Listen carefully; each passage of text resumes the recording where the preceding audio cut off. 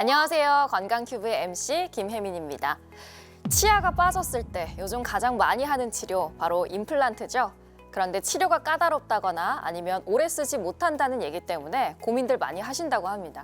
오늘은 임플란트의 원리부터 관리 방법까지 함께 알아보는 시간 갖겠습니다. 오늘 함께 해주실 분 임플란트 전문가 디지털 아트치과 최희영 원장님과 함께합니다. 안녕하세요. 안녕하세요. 디지털 아트치과 최희영입니다.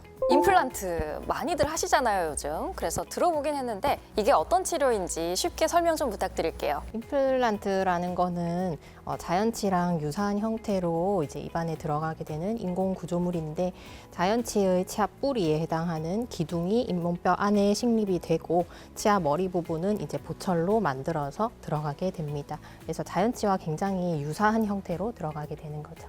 자연치와 유사한 형태로 새로 심는다고 보면 되겠네요. 맞습니다. 네.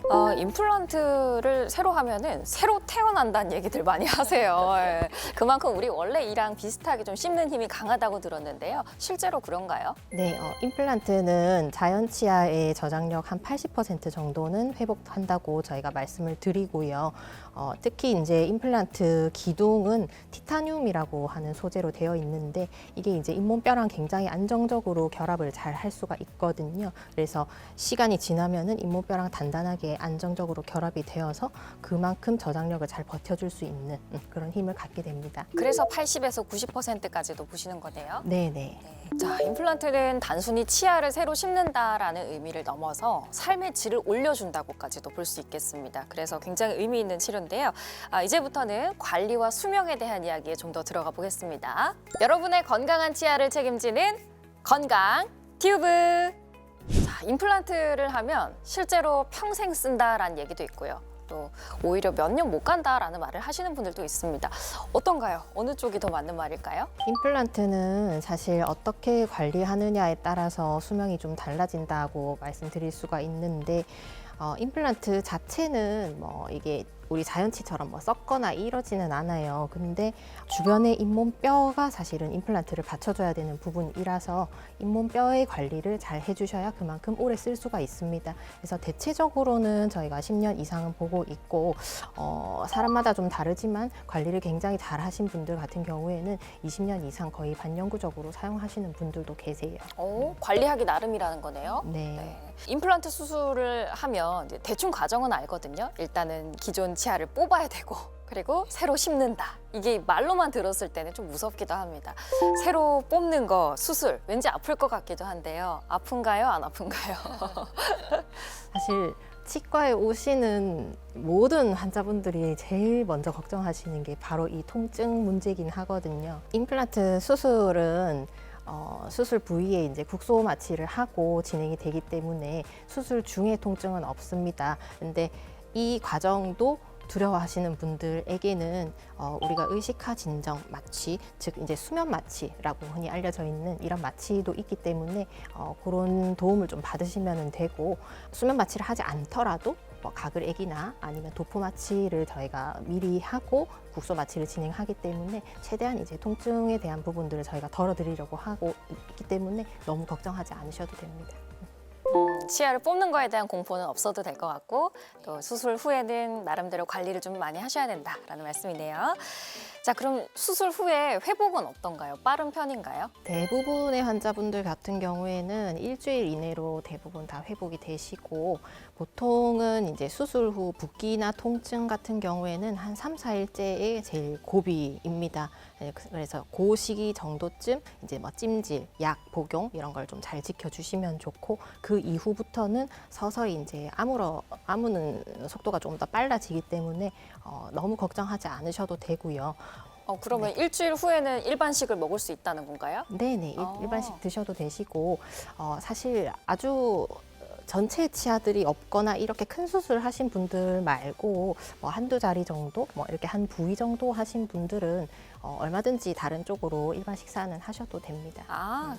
그렇네요. 여기 뽑았으면 이제 반대쪽으로 먹으면 네네. 되니까 네. 먹는 걱정은 그럼요. 없겠습니다. 자, 그럼 시술 후에는 회복이 빠른 편인가요? 임플란트 수술은 다른 수술에 비해서는 비교적 회복이 빠른 편인데 대체적으로 이제 3, 4일 정도가 이제 고비이고 그 그 정도 지나고 일주일 정도 되면은 실밥을 뺄 수 있을 정도로 거의 회복이 됩니다.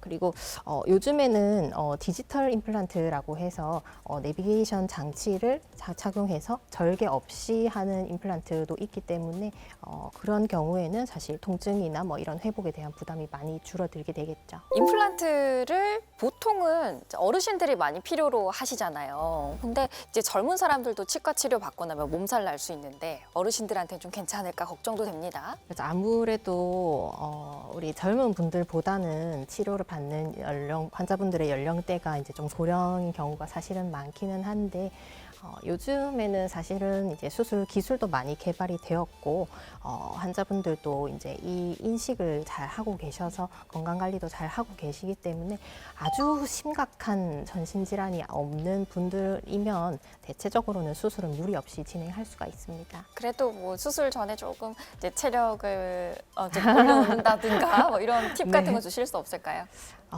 사실 이제 제일 우리나라에 많은 만성 질환이 고혈압, 당뇨 이런 거잖아요. 근데 사실 이제 당뇨 수치나 혈압 수치가 조절이 안 되면 사실 수술에 좋을 거는 없기는 합니다. 그래서 저희가 수술 전후로는 조금 이런 간단한 이런 식이요법이나 아니면 가벼운 운동을 이렇게 꼭 해주셔가지고 그런 수치들을 좀 안정적으로 조절하시도록 그렇게 안내를 드리고 있습니다.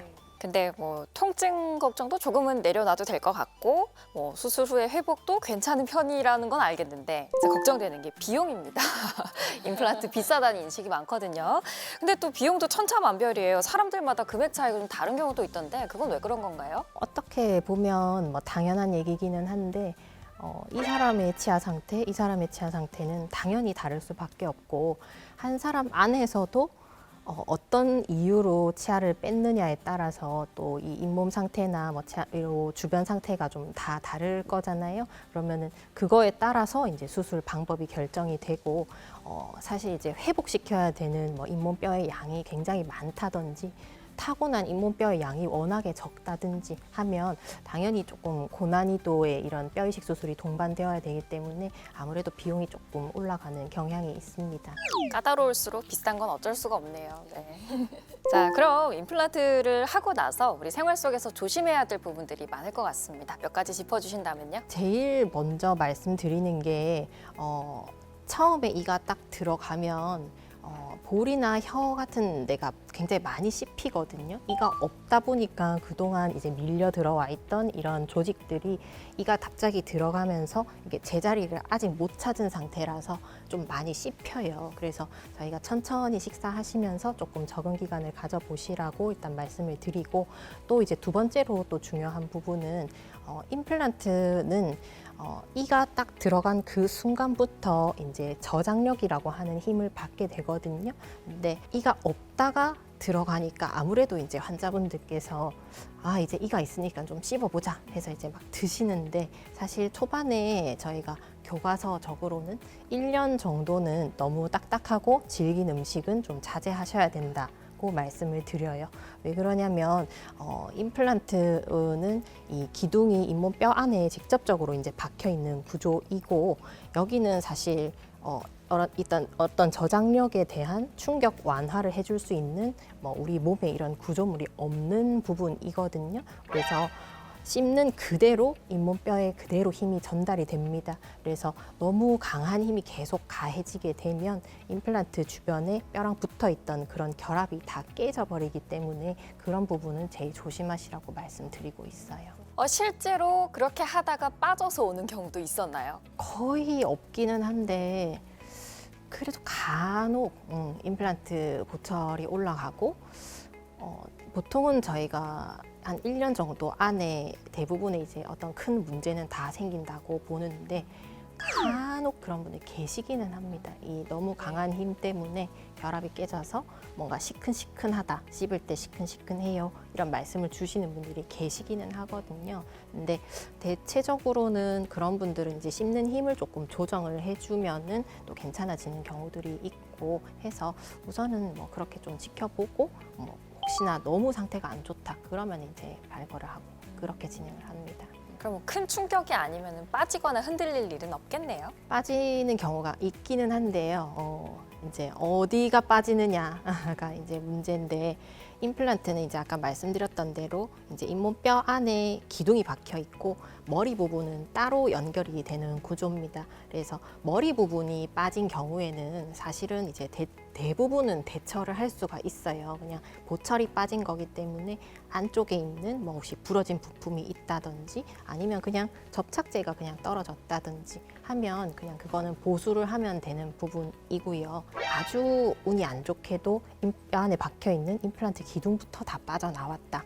그러면은 처음부터 다시 해야 됩니다. 임플란트 과정을. 치아가 빠졌을 경우에 임플란트 말고 혹시 다른 치료 방법도 있을까요? 물론 그 임플란트 이외에도 우리가 얼마든지 방법은 찾을 수가 있어요.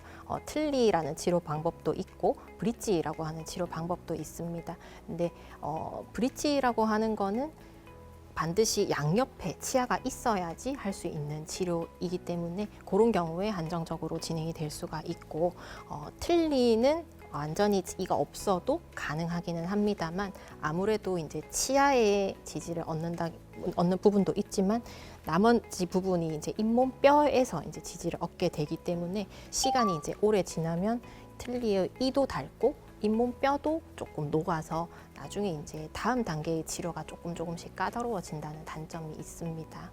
틀니는 끼웠다 뺐다 하는 거다 보니까 고정이 안 돼서 그런 거죠? 네, 고정이 안 되니까 아무래도 좀 들썩거리거든요. 그러니까 아무래도 잇몸뼈가 받는 힘이 계속 이렇게 주어지게 되고 그래서 부위별로 이렇게 다른 형상도 조금 시간이 지나면 계속 바뀌기 때문에 어디가 아프다가 시간 지나면 또 여기가 아프다가 그런 문제가 좀 반복되는 경향이 있습니다. 그 브릿지는 옆에 치아가 양옆에 있어야 된다고 설명을 해주셨는데 그럼 그 사이에다가 뭐 이렇게 심는 건가요? 브릿지는 이제 양옆에 이제 치아가 이렇게 있고 가운데는 이제 가치라고 해서 그냥 머리 부분만 저희가 만들어서 이렇게 연결되는 형태로 보철이 올라가게 됩니다. 아, 그럼 양옆에 지지를 하고 그냥 맞아요. 넣어주시는 거군요. 네. 알겠습니다. 자, 이렇게 임플란트는 단순히 치아 치료에서 그치는 것이 아니라 정확한 진단 또 꾸준한 관리가 함께 병행이 돼야 오랫동안 사용하실 수 있는 것 같네요. 네, 임플란트에 대한 구독자분들의 궁금증을 OX 퀴즈로 풀어보는 시간입니다. 건큐 OX 퀴즈. 첫 번째 질문 드릴게요. 당뇨나 고혈압이 있으면 임플란트 수술은 못한다? 하나, 둘, 셋. 정답은 X입니다. 할 수 있군요. 네. 네. 당뇨나 고혈압이 있으신 분들도 저희가 대체적으로는 그 약을 복용을 이미 하고 계신 상태이기 때문에 식이요법이랑 간단한 운동을 동반해서 어느 정도 수치를 조금 안정적으로 만들어 주시면 저희가 수술은 무리 없이 진행을 하고 있습니다. 자, 다음 질문 드려보겠습니다. 임플란트는 충치가 생기지 않는다? 하나, 둘, 셋. 정답은 O입니다. 우와, 좋은데요? 너무 좋죠. 네. 네, 임플란트는 아무래도 이제 인공 보철이니까 썩지는 않아요. 근데 안 썩으니까 양치를 잘 안 하시는 경우도 있는데 임플란트에도 치석은 쌓이거든요. 그래서 스케일링 이런 관리는 좀 해주셔야 됩니다. 자, 다음 질문 드려보겠습니다. 임플란트를 하면 MRI 촬영이 불가능하다? 하나, 둘, 셋. 정답은 X입니다. 임플란트는 티타늄으로 이루어져 있기 때문에 이거는 이제 비자성 금속이라서 MRI 자기장에 영향을 받지 않는다고 하거든요. 근데 예외적인 상황이 있을 수는 있으니까 담당 선생님하고 상의는 하고 치료를 받으시는 게 좋을 것 같아요. 맞아요. 검진 가면 물어보잖아요, 사전에. 네. 그때 꼭 얘기해 주시는 게 네. 좋겠습니다. 자, 다음 질문입니다. 임플란트는 더운 여름에는 피하는 게 좋다? 하나, 둘, 셋. 정답은 X입니다. 여름에도 수술을 해도 되는 거네요? 네, 여름에 수술 전혀 상관이 없고 날씨가 더우니까 아무래도 이제 우리가 몸에 난 상처는 날이 더우면 조금 덧나지 않겠나 걱정을 하시는데 입안 환경은 사실 날씨에 따라 크게 상관이 없거든요. 그래서 먹는 약 잘 드셔주시고 소독 가그렉 같은 거 잘 사용해 주시고 하면은 문제 없이 잘 아뭅니다. 네, 치과에 에어컨 많이 틀어주실 거 아니에요? 네, 그럼요. 네, 걱정 없이 하시면 되겠습니다. 자, 다음 질문입니다. 치아 한두 개 빠진 건 그냥 놔둬도 된다? 하나, 둘, 셋. 정답은 X입니다. 이게 참 문제인데 치과에 이제 오랜만에 오시는 분들 보면 이가 빠졌는데 별로 불편한 게 없어서 그냥 있었어요. 이렇게 말씀 주시는 분들이 사실 꽤 많거든요. 근데 하나가 빠지는 그때부터 옆에 있는 치아도 움직이고 뭐 반대쪽에 있는 예를 들면 뭐 위에 치아든 아래 치아든 같이 움직이면서 치아 배열이 많이 틀어질 수가 있기 때문에 한 개가 빠졌다 하더라도 사실은 치료를 바로 해주시는 게 좋고 특히 어금니 자리에 이가 여러 개 빠졌다 그러면은 사실 빨리 가셔서 치료를 받으셔야 돼요. 아, 특히 어금니가 더 그런가요? 네, 어금니가 아무래도 이제 없어지게 되면 이 배열이 어금니부터 틀어지면서 이 어금니가 받던 힘을 앞니가 받게 되고 그래서 앞니까지 이렇게 순차적으로 망가지게 되거든요. 그래서 치료는 하루라도 빨리 받으시는 게 좋습니다. 네, 뭐 한두 개 빠졌다고 시원하다 하고 그냥 계시면 안 된다고 합니다. 네, 오늘은 최희영 원장님과 함께 임플란트에 대한 오해와 진실 속 시원하게 해결해 드렸습니다. 마지막으로 우리 구독자분들께 소감 한 말씀 부탁드릴게요. 임플란트에 대한 간단한 정보들 몇 가지 말씀을 드렸는데요. 사실 제일 중요한 거는 예방이지만 이미 이제 치아가 소실되어서 치료를 받으셔야 되는 상황이라면 조금 더 늦기 전에 치료를 받는 게 여러분들을 위한 길입니다. 비용이 걱정이 되어서 수술이 아플까봐 걱정이 되어서 나는 시간이 없어서 사실 여러 가지 이유로 우리 현대인들이 치료를 제때 못 받는 경우들이 있기는 합니다만 그래도 조금 시간을 내어서 치료를 하셔야지 더 큰 치료를 하기 전에 여기서 일단은 다 마무리를 할 수가 있게 되거든요. 그래서 꼭 치료가 필요하다 생각되신다. 지금 생각이 드셨다면 내일이든 모레든 치과에 한번 내원을 해주시면 좋을 것 같고 요즘에는 사실 이제 수술 방법도 많이 개발이 되었고 재료도 너무 좋은 재료들 많이 개발되어 있고 또 임플란트가 세상에 나온 지 이제 오래되었기 때문에 수많은 케이스들 안정성이 다 이미 입증이 되어 있고 수술 잘하시는 선생님들 굉장히 많거든요. 그래서 우리가 선택지가 이전에 비해서 굉장히 많아진 시대를 살고 있기 때문에 너무 걱정하지 마시고 치료 받으시면 좋겠습니다. 자, 맞습니다. 요즘 임플란트는 거의 현대인들에게 필수적인 치료가 됐죠. 그래서 심는 치료보다 지키는 관리가 더 중요하다는 거 잘 아실 겁니다.